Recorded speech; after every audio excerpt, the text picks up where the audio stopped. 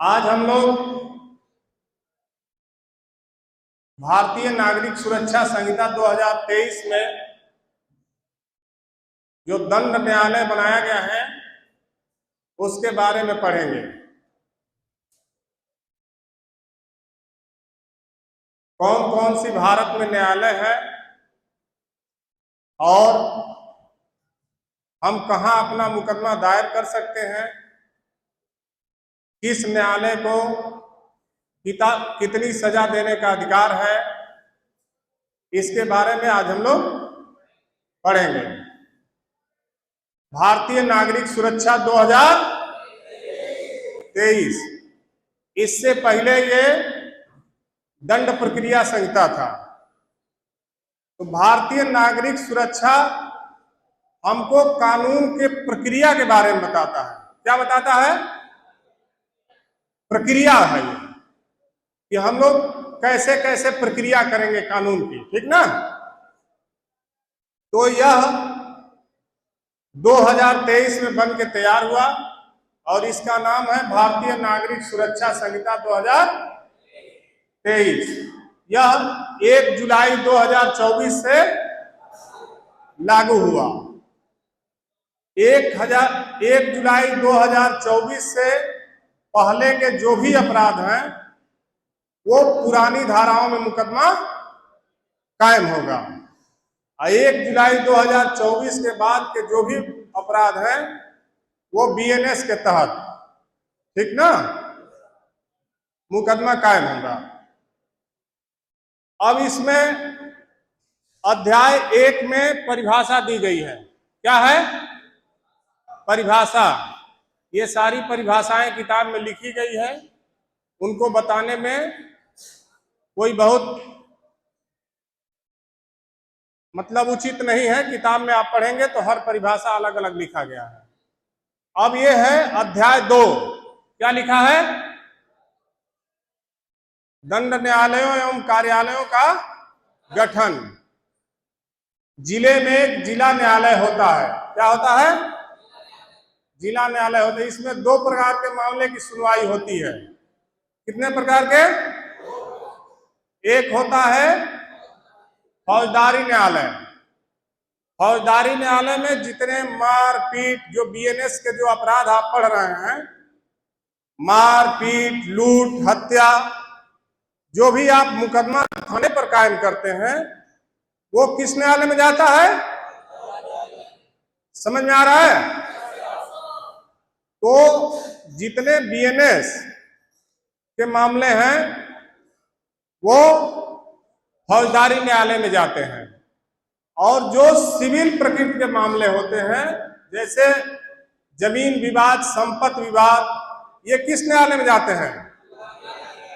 दीवानी न्यायालय में, ठीक है। अब भारत में एक सर्वोच्च न्यायालय होता है जिसका क्या नाम है? Supreme court. सर्वोच्च न्यायालय।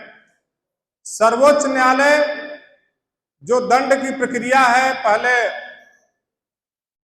जिला न्यायालय दंड देता है, उसके बाद हाई कोर्ट पर्यवेक्षण करता है। अगर हाई कोर्ट से जो मामला निस्तारित नहीं होता है तो सुप्रीम कोर्ट में जाता है। आप सुप्रीम कोर्ट में सीधे भी मामले दाखिल कर सकते हैं, लेकिन कौन सा मामला? अनुच्छेद 32 के तहत जनहित याचिका, पीआईएल। कौन सा? अगर मानवाधिकार का हनन होता है, मौलिक अधिकार का। कौन सा अधिकार? कितने मौलिक अधिकार हैं? 6 जो मौलिक अधिकार हैं आपके। अगर मौलिक अधिकार का हनन होता है तो आप सीधे अनुच्छेद 32 के तहत सुप्रीम कोर्ट में और अनुच्छेद 226 के तहत हाई कोर्ट में पीआईएल दायर कर सकते हैं। समझ में आ गया? अब उच्च न्यायालय में 226 के तहत। उच्च न्यायालय का एक और जानकारी पुलिस के लिए बहुत जरूरी होता है। जैसे जो मामले मुकदमे हमारे चल रहे हैं, इसका स्टेटस जानने के लिए, ठीक है, कि जो मुकदमा विवेचना चल रही है उसमें अगली सुनवाई की तारीख कब है, सभी लोग अपना मोबाइल खोलें और गूगल पे जा करके हाई कोर्ट लिखें। क्या लिखना है? High court Allahabad. हाँ, हाई कोर्ट इलाहाबाद लिखिए। ये बहुत आगे की जानकारी है, विवेचक भी नहीं जान पाते हैं कि हम अपना केस स्टेटस कैसे देखें। ठीक है ना? तो इस पे आप गूगल पे जाइए और गूगल पे जा करके हाई कोर्ट इलाहाबाद लिखिए। इसके बाद लिख के आएगा केस स्टेटस। आ रहा है? उसको आप क्लिक करिए। केस स्टेटस के बाद जो है आपको सर्च करने के लिए आएगा, सर्च बाय केस नंबर। ठीक ना? तो आप किससे करना चाहते हैं? तो पुलिस का जो मुकदमा कायम होता है वो क्राइम नंबर से होता है। तो इसमें क्लिक करिए, सर्च बाय क्राइम नंबर। डाल दिए हैं? अब ऊपर आएगा क्राइम नंबर, ठीक ना, और ईयर, उसके बाद पुलिस स्टेशन, उसके बाद डिस्ट्रिक्ट, उसके बाद कैप्चा आएगा। और कैप्चा डालने के बाद आप जब सबमिट करेंगे, गो वाले पर जब क्लिक करेंगे तो आपका केस स्टेटस क्या होगा? पता चल जाएगा कि उस मुकदमे में कब आपकी सुनवाई है। आवश्यक है आपको जानने के लिए। अगर पुलिस विभाग में नहीं जानना है तो आपका ही कोई मामला अगर चल रहा है हाई कोर्ट में, तो अगर ये नहीं जानते हैं तो आप पूछेंगे किसी से। आप जाएंगे ग्राहक सेवा केंद्र पर और आपके पास ही मौजूद है। कितनी छोटी सी बात है। कितने लोग जानते थे इसको? अच्छा है, जो जानते हैं वो अच्छा है, और जो नहीं जानते हैं वो अब जान गए और अच्छा हो गया। ठीक है? तो ये केस स्टेटस के बारे में जानकारी आपको रहना चाहिए। आपका चाहे विभाग का काम है, हर आदमी थाने पर मुकदमा देखता है, सब इंस्पेक्टर देखते हैं तो बताते हैं कि जरा देखो, तो हमराही से ही हम लोग कहते हैं कि जरा इस क्राइम का केस स्टेटस निकालो, तो जानकारी रहती है तो निकाल देते हैं। अब इसके बाद जिले में सेशन न्यायालय होता है। क्या होता है? सेशन न्यायालय। सेशन न्यायालय में एक सेशन जिला जज होते हैं। कौन सा पद है? जिला जज। जिला जज और जिला मजिस्ट्रेट में फर्क जानते हो? कितने लोग जानते हैं? जिला जज और जिला मजिस्ट्रेट में फर्क नहीं जानते हो? जिला मजिस्ट्रेट डीएम होता है और जिला जज न्यायालय के जज होते हैं, तो कचहरी के सबसे बड़े अधिकारी होते हैं। तो सेशन न्यायालय के या जिला न्यायालय के भी प्रकरण को आप ई कोर्ट सर्विस के माध्यम से अपने मुकदमे को देख सकते हैं। किससे? आप प्ले स्टोर पे जाइए, ई कोर्ट सर्विस डाउनलोड करिए और अपना मुकदमा नंबर डालेंगे तो आपको उसका अपडेट जानना चाहिए आपको। तो आप इन सब प्रक्रिया को जानेंगे तो दूसरे का काम करे चाहे ना करे, अपना काम कर सकते हैं या किसी की मदद कर सकते हैं। तो ई कोर्ट सर्विस के माध्यम से आप जो है इसको जान जाएंगे। सेशन जज दो प्रकार के होते हैं, एक तो जिला जज हो गए, एक सेशन जज, एक एडिशनल सेशन जज। एडिशनल का मतलब होता है अपर, और असिस्टेंट का मतलब होता है सहायक। हम लोग जब पढ़ रहे थे तो एक पढ़ाने वाले थे एसआई टीचर, तो उनसे हम लोग पूछे कि एडिशनल और सहायक में क्या अंतर होता है, तो वो बताए कि वही जो चंदौली में है और वही जो बनारस में है। ठीक ना? तो एडिशनल एसपी और सहायक पुलिस अधीक्षक एएसपी। एएसपी डायरेक्ट आईपीएस अफसर होते हैं, जो अपने यहाँ सियोलाइन साहब हैं, गोल्डी साहब, और एसपी सिटी साहब हैं। एसपी सिटी साहब क्या हैं? डायरेक्ट आईपीएस अफसर हैं। तो वो गोल्डी साहब असिस्टेंट हो गए, ठीक ना, सहायक हो गए। और एडिशनल एसपी ग्रामीण और एडिशनल एसपी सिटी ये अपर पुलिस अधीक्षक हो गए। तो इसमें भी वही है, एक सेशन जज और अपर सेशन जज। तो जो सेशन जज का अधिकार है वही अपर सेशन जज का अधिकार है। समझ में आ रहा है? ये थोड़ा सा नीरस प्रक्रिया है, लेकिन इसको जानना भी अपने व्यक्तिगत कामों के लिए भी जरूरी है। ऐसा नहीं कि विभाग में ये पढ़ाया जा रहा है, इसलिए अलग चैप्टर हम ले आए एफआईआर और गिरफ्तारी से। अब एक ये है मुख्य न्यायिक मजिस्ट्रेट, उसके बाद प्रथम श्रेणी मजिस्ट्रेट होते हैं, द्वितीय श्रेणी मजिस्ट्रेट होते हैं, ठीक ना। अब सिविल मामलों के लिए सिविल जज सीनियर डिवीजन होते हैं और सिविल जज जूनियर डिवीजन। अब ये नया आ गया शब्द कार्यपालक मजिस्ट्रेट। क्या होता है? कार्यपालक मजिस्ट्रेट में दो प्रकार के मजिस्ट्रेट कल बताए थे, एक न्यायिक मजिस्ट्रेट, एक कार्यपालक मजिस्ट्रेट। न्यायिक मजिस्ट्रेट न्यायालय में होते हैं। कार्यपालक मजिस्ट्रेट जो डीएम साहब है, एसडीएम साहब है, तहसीलदार हैं, नायब तहसीलदार हैं, ये समझ में आ रहा है? पीछे देखो यार, आवाज जा रही है पीछे? तो हाथ उठाओ तो जाने की सुनाई दे रहा है। अच्छा लग रहा है? तो कार्यपालक मजिस्ट्रेट कौन होते हैं?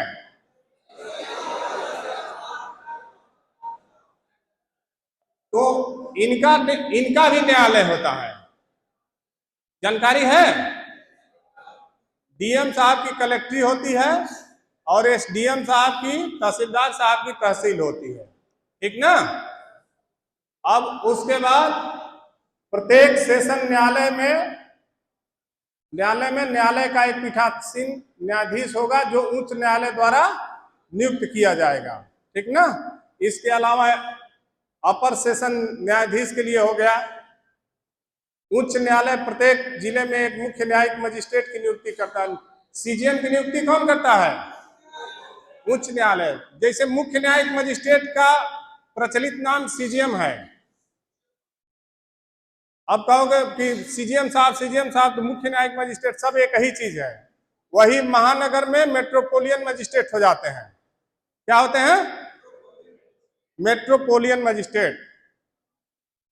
उसके बाद जो है कार्यपालक मजिस्ट्रेट हो गए। अब ये लोक अभियोजक, ठीक ना, एसपीओ और पीओ होते हैं। क्या होते हैं? जो कानूनी सलाहकार के लिए पहले पुलिस विभाग के थे, अब डीएम साहब के अंडर में आ गए हैं। जो भी कानूनी प्रक्रिया पुलिस की या डीएम साहब के जो सलाह लिया जाता है, इनके यहां भेजा जाता है, ठीक ना। लोक अभियोजन अधिकारी, वैसे इनका प्रचलित नाम एसपीओ और पीओ के नाम से जानते हैं, ठीक ना। जो भी न्यायालय में जाएंगे आप, कानूनी सलाह या कानूनी टिप्पणी कराना होगा तो किससे कराएंगे? किससे? लोक अभियोजन। उसके बाद अब ये एक दूसरी चीज है, ये आप लोगों की जानकारी के लिए मैं सब्जेक्ट लाया, ठीक ना। राजस्व से संबंधित सारे विवाद राजस्व के ही आते हैं पुलिस में। कितने विवाद आते हैं? और पुलिस को राजस्व की जानकारी नहीं रहती है, ठीक है। तो राजस्व का सबसे बड़ा जो अधिकारी होते हैं, राजस्व परिषद के अध्यक्ष होते हैं। राजस्व परिषद कितने लोग जानते हैं? नहीं जानते हो? नहीं जानते हो तो मोबाइल में डालो राजस्व परिषद। राजस्व परिषद ये जमीन संबंधी मामलों के निस्तारण के लिए, जैसे प्रदेश स्तर पे हाई कोर्ट है, ठीक ना, उसी स्तर पे राजस्व परिषद है। राजस्व परिषद के अध्यक्ष सीनियर आईएएस अधिकारी होते हैं। कौन होता है? सीनियर आईएएस अधिकारी, ये प्रदेश लेवल पे होता है। उसके बाद कमिश्नरी में कितनी कमिश्नरी है?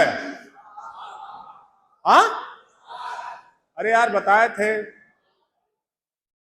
कितने जोन हैं? 8 जोन है। और रेंज कितने हैं? तो जितने रेंज है उतने कमिश्नरी है। कितने कमिश्नरी है? 7 कमिश्नरी है। अभी डालो कितने प्रदेश में कितनी कमिश्नरी है, सब चीज तुम्हारे पास है। तो कमिश्नरी होता है जो मामले जिले में कलेक्ट्रेट से निस्तारित होते हैं, अगर उसका अपील करना है तो आपको कमिश्नरी में जाना पड़ता है। वो कमिश्नरेट है, पुलिस कमिश्नरेट है। पुलिस कमिश्नरेट नहीं बता रहे हैं, ये कमिश्नरी बताते रहे हैं। जो तहसील और डीएम साहब के बाद जो जाता है कमिश्नरी में, वो कमिश्नरी है। ये कमिश्नरेट पुलिस नहीं बता रहे हैं। समझ में नहीं आ रहा है? ये राजस्व से संबंधित प्रकरण है। तो उसके बाद जिले में एक कलेक्ट्रेट होता है जहां डीएम साहब बैठते हैं, वहां जमीन के मामले का निस्तारण होता है। तहसील होती है। कितने अपने अपने तहसील का नाम याद है? अच्छा, एक जिले में कितनी तहसील होती है? अलग अलग जिलों में अलग अलग तहसील है। ठीक है। अब देखो, एक ये नया चैप्टर है जो जमीन संबंधी मामले हैं। उत्तर प्रदेश जमींदारी उन्मूलन जब हुआ 1950 में, तो ये निर्धारित किया गया कि एक आदमी के पास 20 बीघा से अधिक जमीन नहीं रहेगी। ये हर स्टेट का अलग अलग है। तो अब इस भूमि को पहले 20 श्रेणी में रखा गया था। कितने श्रेणी में? अब कितने श्रेणी में है? 6 श्रेणी में। कितने लोग जमीन के बारे में जानते हैं? श्रेणी के बारे में नहीं जानते हो? लेखपाल कोई रहा है इसमें? लेखपाल की पढ़ाई नहीं किए हो? कितने लोगों के पास जमीन है? सबके पास है। खतौनी देखे हो अपना? नहीं देखे हो तो जाके इस बार देखना, ठीक ना? जा करके खतौनी देखना, नहीं तो दूसरे के भरोसे रह जाओगे और पता चला कि लेखपाल जो है तुम्हारा पहले ज्यादा खेत था और बाद में कम लिख दिया, जान ही नहीं पाओगे, पूरा नौकरी बिता दोगे। तो अपनी जमीनों के बारे में जानकारी होना चाहिए। तो आज यही क्लास है। अब देखो, ये जमीनों को 6 श्रेणी में रखा गया है। अब जैसे पुलिस में विवाद आता है कि पोखरा कब्जा कर लिया है, क्या आता है? जैसे गांव में दबंग किस्म के लोग जो है पोखरा कब्जा कर लेते हैं। पोखरा की जमीन कब्जा करने का अधिकार नहीं है। जो खेल का मैदान कब्जा कर लेते हैं, खेल का मैदान कब्जा करने का अधिकार, जो खलिहान का जमीन कब्जा कर लेते हैं, खलिहान की जमीन कब्जा करने का अधिकार, ये कब कहोगे? जब तुम्हें जानकारी होगी। तो ये श्रेणी 6 श्रेणी में जमीन होती है। अब एक होता है संक्रमणीय और असंक्रमणीय। इसके बारे में कोई बताएगा? हाँ, देखो, संक्रमणीय भूमि वो होती है, जैसे आपके जो पिताजी के नाम से भूमि है, वो कौन सी भूमि है? संक्रमणीय भूमि है। कौन सी भूमि है? संक्रमणीय। इसको आपकी जमीन है, आप इसको विक्रय कर सकते हैं। क्या कर सकते हैं? विक्रय कर सकते हैं। अब देखो, ये असंक्रमणीय भूमि आ गई।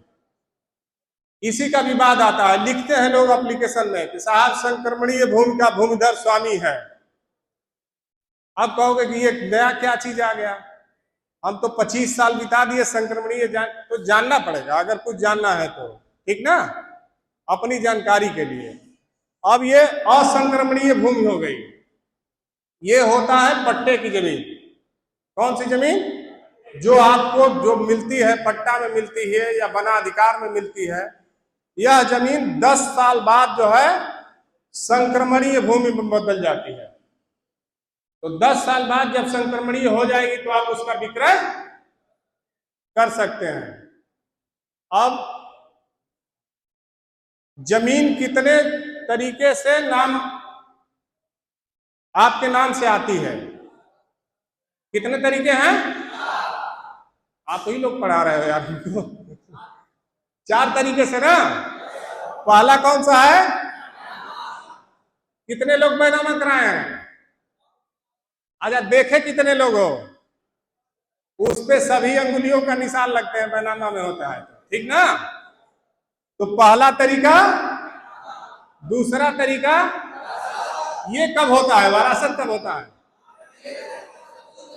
अच्छा, तो एक तो बैनामा कराओगे तो नामांतरण हो जाएगा, दूसरा, तीसरा पट्टा से आ जाएगी भूमि। अगर पट्टा आवंटित होगा तो आपके नाम से, चौथा वसीयत। ये 4 प्रकार से मुख्यतः भूमि किसी के नाम से जाती है। अगर कोई व्यक्ति अपने नाम से जमीन फर्जी करा लिया है तो आप न्यायालय से जानने का प्रयास करेंगे तो जानकारी मिल जाएगी। अगर वो नहीं दे पाता है कि हमारे नाम कैसे भूमि आई तो वो गलत साबित हो जाएगा। समझ में आ रहा है? जानना चाह रहे हैं इस सब्जेक्ट को? अच्छा, ये अब जमीन के मुख्य कागजात कौन कौन से होते हैं?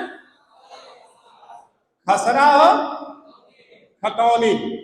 खतौनी आजकल कंप्यूटर से मिलती है, आप अपने मोबाइल ऐप से भी खतौनी देख सकते हैं। किसको किसको जानकारी है?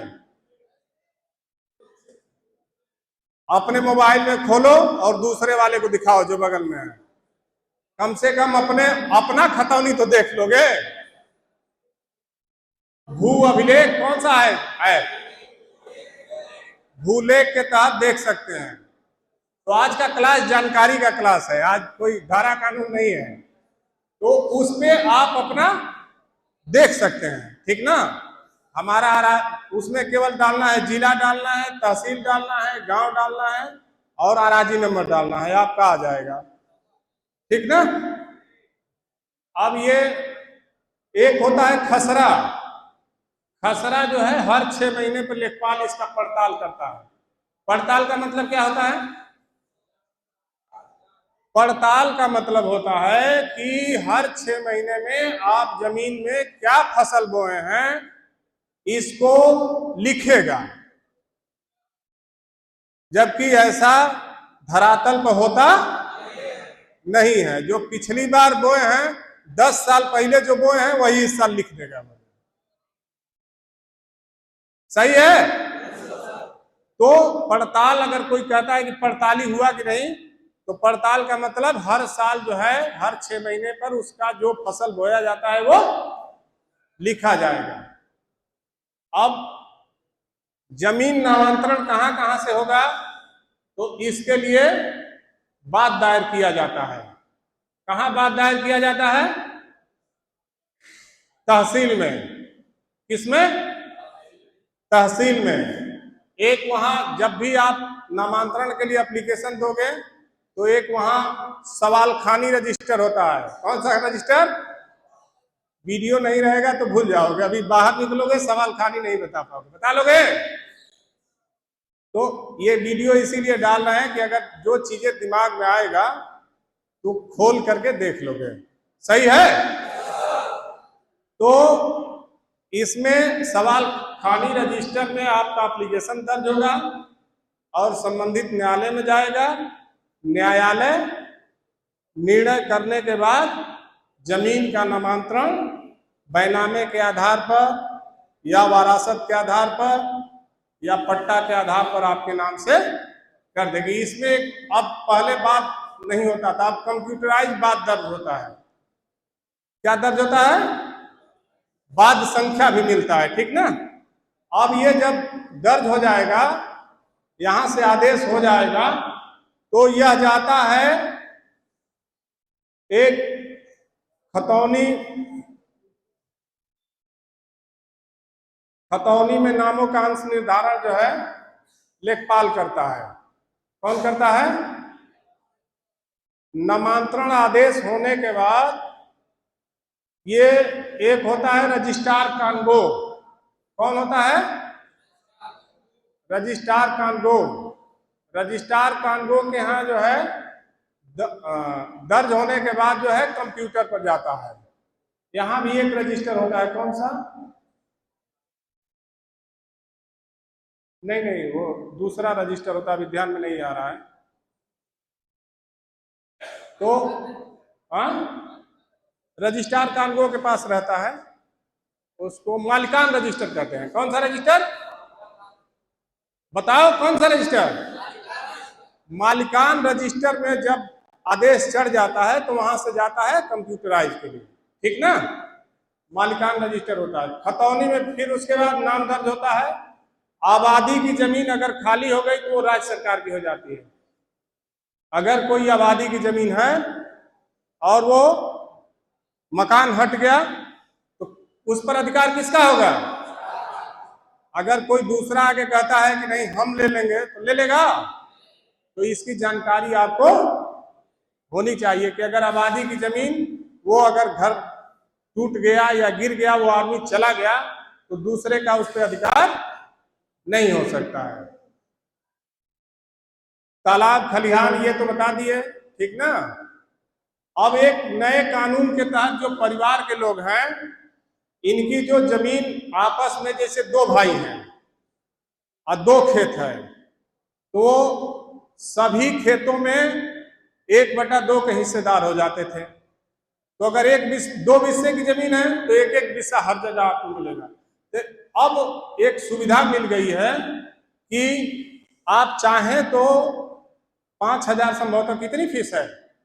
5,000 फीस है उसकी। आप चाहें तो एक जगह की जमीन अपने भाई को दे देंगे, दूसरे जगह। समझ में आ रहा है? यह अभी नया कानून बना है।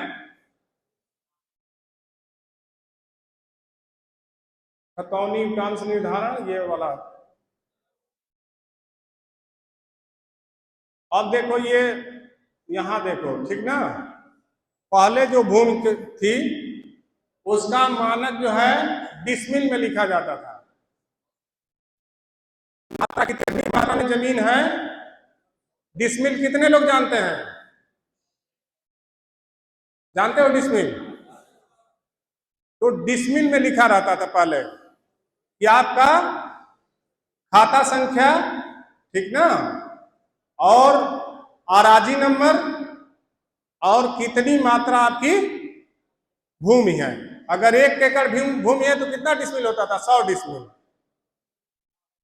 पहले मानक था एकड़ और डिसमिल में, अब मानक बदल गया है। अब वर्तमान में भूमि का मात्रा किसमें हो गया है? एयर हेक्टेयर में। अब जैसे 1 एयर जमीन को कैसे जानोगे?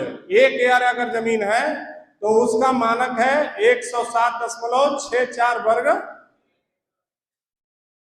फीट, और 1 एयर बराबर, अगर 10 वर्ग मीटर है, कहीं जमीन खरीदते हो तो खतौनी में एयर लिखा है, और जब इसको मिला लोगे, नहीं पुलिस वाले खरीदते हैं जो है 1 बिस्वा और उनको लिख देते हैं सब जो है 55 बिस्वा। सबका मामला तो हल कर लेते हैं, अपने मामले में खुद नहीं जानकारी रहती है और फिर उसके बाद कचहरी दौड़ते रहते हैं। तो इस मानक को फोटो ले लेना, ठीक ना? ये फिर देखना पड़ेगा, देखोगे तो मिल जाएगा, नेट पर तो हर जगह मिल जाएगा, लेकिन अलग अलग पैमाना देता है।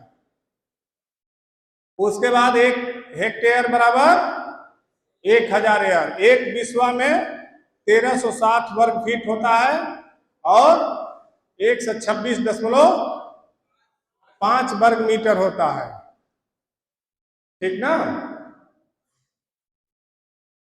अब देखो, जो हम लोग न्यायालय पढ़ रहे थे उसमें सजा देने का अधिकार है कि जो सेशन जज हैं बीएनएस के, सभी अपराधों पे दंड दे सकते हैं।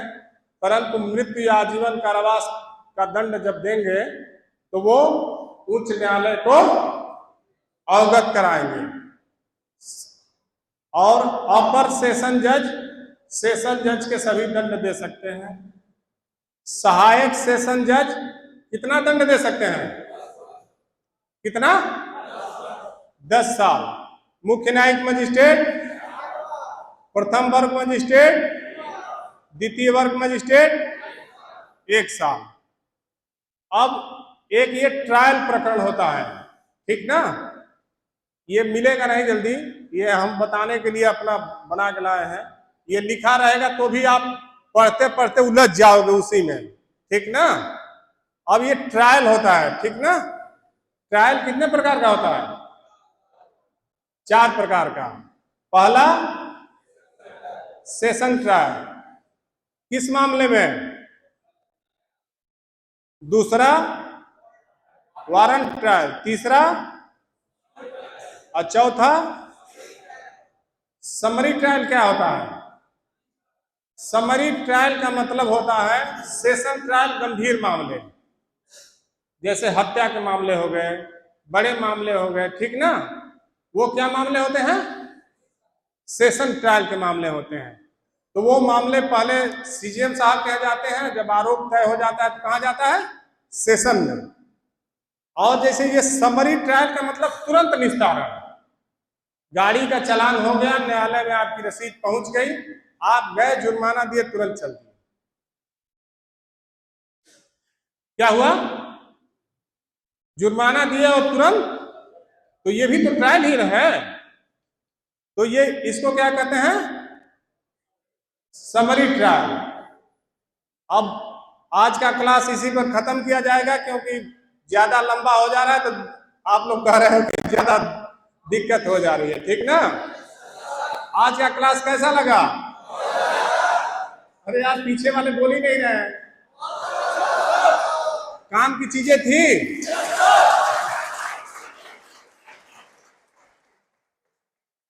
इसको सुनना, अभी बहुत चीजें समझ में नहीं आएगी क्योंकि नई चीज है, लेकिन ये अब आपके घर के लिए, आपके जीवन के लिए, ठीक ना, ये बहुत महत्वपूर्ण चीजें हैं।